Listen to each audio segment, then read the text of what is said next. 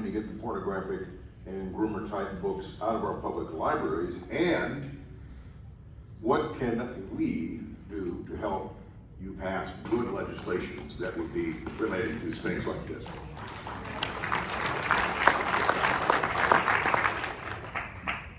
So this is something that I campaigned on, that it was important for me to see House Bill 666 come back. Did you say I know, isn't that say horrible? 666? Yes.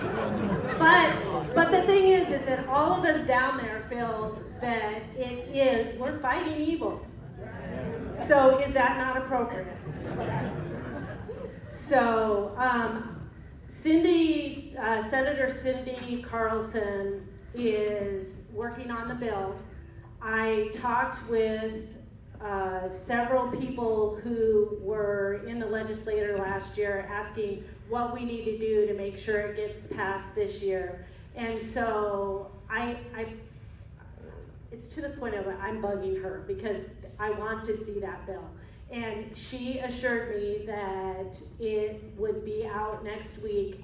I've already told her that I'll present it on the House side, and it is going to address these issues. She has crossed every T and dotted every I to make sure that this takes care of the issue and that we can get it passed in both houses.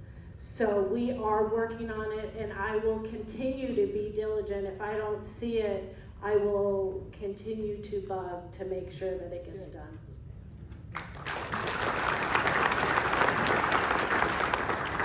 Just a little follow-up to that.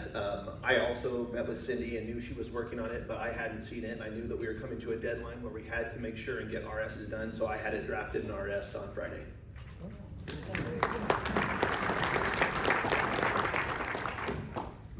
Don't try to weigh in on it.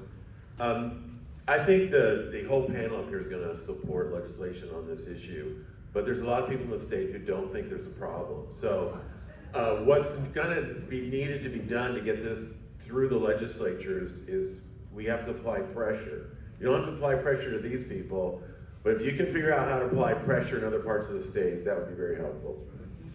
I will take a moment to tell you that we have a wonderful lady here in our area who came to our Culture Impact team a couple of months ago and brought literally a sack full of books.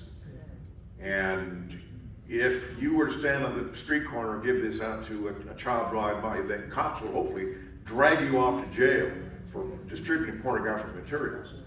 These all came from our library. Mayhaps she should go down and walk through the halls of the legislators down there and say, you want to read this? How about I read this to your grandchild, and let's see what you think about it. Is it important or not? Well, we basically addressed that. That was the thing.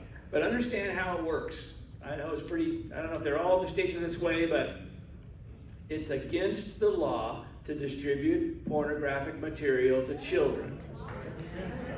Unless you're a library or a school. Right.